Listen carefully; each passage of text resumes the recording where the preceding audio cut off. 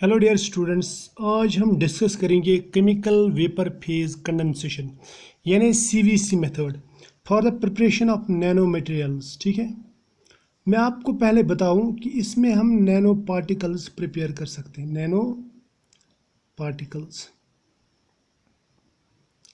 ठीक है। इससे पहले हमने पढ़ा था सीवीडी यानी केमिकल वेपर डिपोजिशन। तो डिपोजिशन में क्या करते थे, हम एक थिन फिल्म लेते थे, उस थिन फिल्म के ऊपर या थिन प्लेट लेते थे या सबस्ट्रेट लेते थे, उसके ऊपर हम थिन फिल्म पार्टिकल्स का थिन फिल्म डिपॉजिट करते थे। ठीक है, तो यहाँ पे फिल्म डिपॉजिशन नहीं होती है, यहाँ पे सीधे पार्टिकल्स बन जाते हैं। ठीक है, ये मैं बताऊँगा कैसे। देखो इसका मतलब तरीका क्या है। हम क्या करते हैं, हम पहले एक टैंक लेते हैं, एक कंटेनर लेते हैं, मेटल कंटेनर या कोई ऐसा सिरेमिक कंटेनर जिसमें हम मेटल प्रिकर्सर्स लेंगे। इसमें हम ये प्रिकर्सर लेंगे। क्या लेंगे? प्रिकर्सर। प्रिकर्सर मतलब स्टार्टिंग मटेरियल उस चीज़ का जिसका हमें नैनो मटेरियल बनाना है। फॉर एग्जांपल, अगर मुझे आयरन नैनो पार्टिकल्स चाहिए तो मैं लूँगा FeCO5 टाइम्स यानी पेंटाकार्बोनिल आयरन। ठीक है, इसी तरह से टंगस्टन के लिए मैं लूँगा WCO6, ठीक, हेक्साकार्बोनिल टंगस्टन। ठीक है, इस तरह से कोबाल्ट कार्बोनिल लूँगा मैं, जैसे डाई कोबाल्ट ऑक्टा कार्बोनिल जिसको आप बोलते हैं, कोबाल्ट है ये ट्वाइस है, और CO8 टाइम्स ये ले सकते हैं। इसी तरह अगर मुझे कॉपर या इसके निकल के बनाने हो तो मैं लूँगा उनका एसीटोनेट कॉम्प्लेक्स लूँगा। कॉम्प्लेक्स किसका? ऑफ कॉपर और निकल। इनके अगर मुझे नैनो पार्टिकल्स बनाने हैं या नैनो मटेरियल्स बनाने हैं। ठीक है, और याद रखना इस मेथड से हम metal nano particles pure form में बना सकते हैं या फिर कंबाइंड फॉर्म में अलॉय फॉर्म में बना सकते हैं या फिर उनके मिक्सड ऑक्साइड्स बना सकते हैं। फॉर एग्जांपल, मैं इस मेथड से यहाँ पे लिखूँगा मैं बेरियम टाइटेनेट जो आप सुपर कंडक्टर्स में इस्तेमाल करते हैं, या फिर नाइट्राइड्स, मेटल नाइट्राइड्स या कार्बाइड्स ये भी बना सकता हूँ, या फिर आयरन नैनो पार्टिकल्स या टंगस्टन नैनो पार्टिकल्स वगैरह भी बना सकता हूँ। ठीक है, अब इस केमिकल वेपर फेज डिपोजिशन को हमें समझना है कि ये काम कैसे करेगा। ठीक है, यानी ये फंक्शन कैसे करता है, इसका तरीका क्या है, इसका प्रिंसिपल क्या है। तो मैंने कहा कि सबसे पहले यहाँ पे लेते हैं हम प्रिकर्सर। इस प्रिकर्सर को क्या करते हैं हम, यहाँ पे एक इंडक्शन कॉइल या हीटिंग कॉइल रखते हैं, इन्हें हीट देते हैं हम इसको हीट से क्या होता है, ये जो प्रिकर्सर है ये वेपोराइज हो जाता है। क्या होता है ये? वेपोराइज। समझ में ना?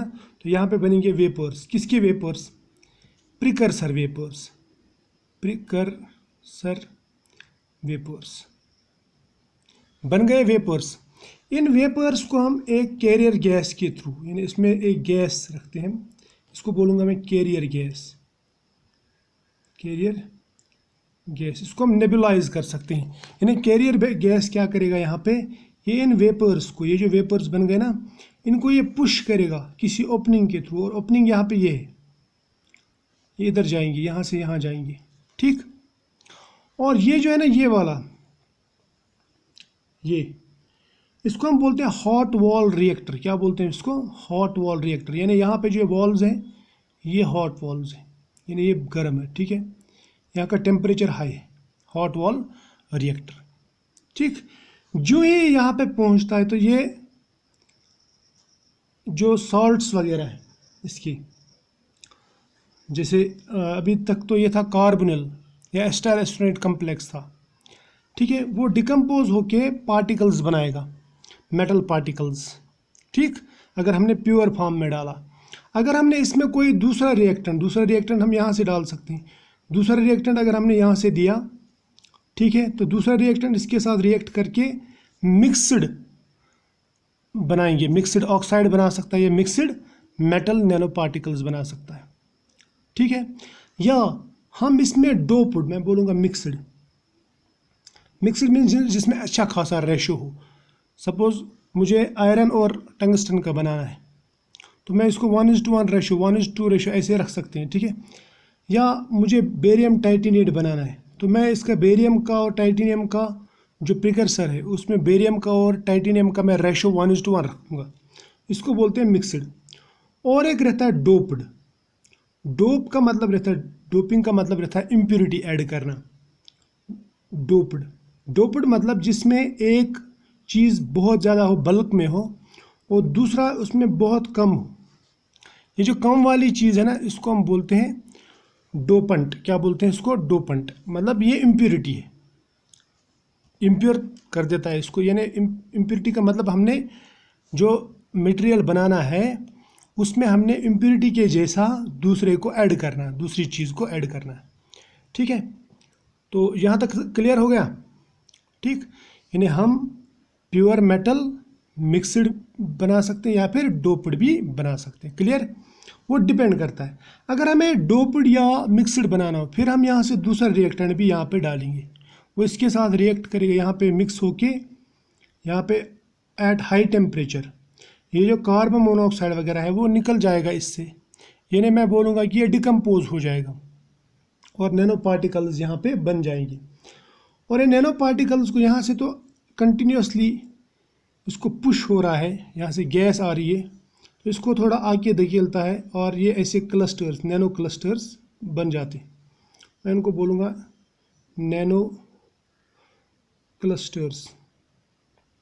यानी प्रिकर्सर से नैनो क्लस्टर बन गया, ठीक है। इसी में बन जाता है इस कंटेनर में। अब ये जो क्लस्टर्स बन गए, ये यहाँ पे नहीं रुकेंगे, इनको यहाँ का जो गैस है, यहाँ का जो प्रेशर है, वो इनको आगे धकेल देता है। कहाँ धकेल देता है? इस ओपनिंग के थ्रू। और यहाँ पे इस आगे यहाँ पे इनका कंडेंसेशन हो जाता है।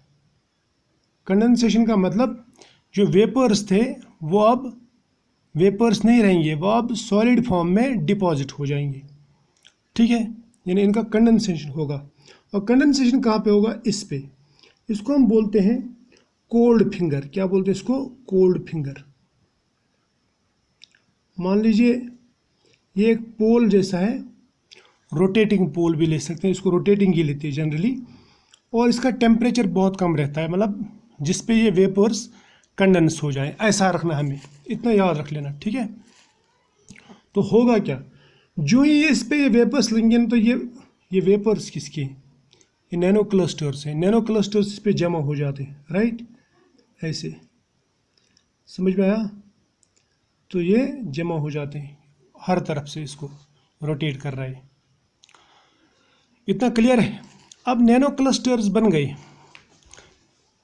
नैनो क्लस्टर्स जो ही बन गए, यहाँ पे जो जमा हो जाते हैं, तो हम इनको स्क्रैप करते हैं। तो यहाँ पे ये स्क्रैपर है। स्क्रैपर, स्क्रैपर क्या है? इसको इसके ऊपर से घुमाएंगे तो ये इसको खरोचता हुआ नीचे लेके आएगा और ये पार्टिकल्स यहाँ पे जमा हो जाएंगे। यहाँ पे ये पार्टिकल कलेक्टर है। समझ में आया? बहुत ही ईजी मेथड है, बहुत ही आसान है। तो आई होप ये आपको समझ में आया होगा। अब मैंने आपसे पहले भी कहा वेपर डिपोजिशन और कंडेंसेशन में क्या फ़र्क है। यहाँ पे हम फिल्म बनाते हैं, यहाँ पे पार्टिकल्स बनाते हैं। यहाँ कंडेंसेशन में जो गैस वगैरह बिल्कुल कंट्रोल्ड मैनर में रखते हैं और आफ्टर रेगुलर टाइम इंटरवल्स हम इनको स्क्रैच करते रहते हैं पार्टिकल्स को, जबकि कंडेंसेशन में ऐसा नहीं करते हम, ठीक है। वो कंडेंसेशन हमने पहले ही डिस्कस किया है, ठीक है। तो आई होप यहाँ तक आपको समझ में आया होगा, ठीक। अगर समझ में नहीं आया फिर से बताऊँगा मैं। ये जो है ये वाला ये कंटेनर, इसमें हम रखते हैं प्रिकर्सर यानी रिएक्टेंट, जिससे हमें नैनो पार्टिकल्स बनाने हैं। ये प्रिकर्सर ऐसे कम्प्लेक्सेस रहते हैं, ठीक है। और यहाँ से देते हैं हम कैरियर गैस। गैस जनरली हम इनर्ट गैस लेते हैं, ये याद रखना, इनर्ट गैस, ताकि जो इसके साथ रिएक्ट करके कोई चीज़ ना बनाए, ठीक। और ये हो गया। ये गैस क्या करता है, इन वेपर्स को यहाँ ले जाता है इसमें। जो ही ये इस हॉट वॉल रिएक्टर में पहुँचते हैं तो यहाँ पे इनका डिकम्पोजिशन शुरू हो जाता है। इनका सपोज पेंटाकार्बोनिल आयरन है, जो यहाँ पे पहुँचेगा ना तो कार्बन मोनोऑक्साइड इससे बाहर निकल जाएगा, यहाँ पे आयरन रहेगा Fe, ठीक। और ये Fe यहाँ पे जमा हो जाएंगे, छोटे छोटे क्लस्टर्स बनाएंगे, नैनो क्लस्टर्स, Fe क्लस्टर्स, ठीक है। अगर हमें सिंगल चीज़ बनानी है, इसको हम धकेलते हैं। अब ये हॉट है ना, इसको हम धकेलते हैं ताकि ये यहाँ जाए। यहाँ का जो टेम्परेचर है वो कोल्ड रहता है, इसको बोलते हैं हम कोल्ड फिंगर। यानी ये जो रोटेटिंग यहाँ पे पोल है ना, रोटेटिंग फिंगर, ये कोल्ड है। इस पे जब ये क्लस्टर के वेपर्स लग जाते तो ये कंडेंस होके इस पे चिपक जाते हैं, जमा हो जाते हैं, क्लियर, ये सेटल हो जाते हैं यहाँ पे।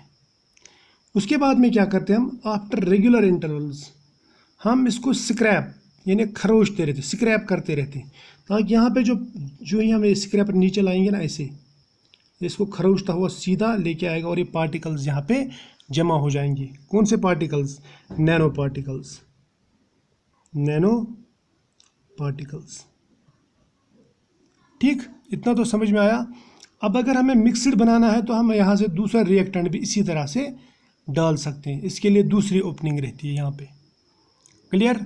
तो आई होप यहाँ तक आपको समझ में आया होगा कि केमिकल वेपर कंडेंसेशन क्या है, यानी CVC क्या है। ये और एक मेथड था नैनो पार्टिकल बनाने का, क्लियर। तो चलो आज इतना ही, बाय।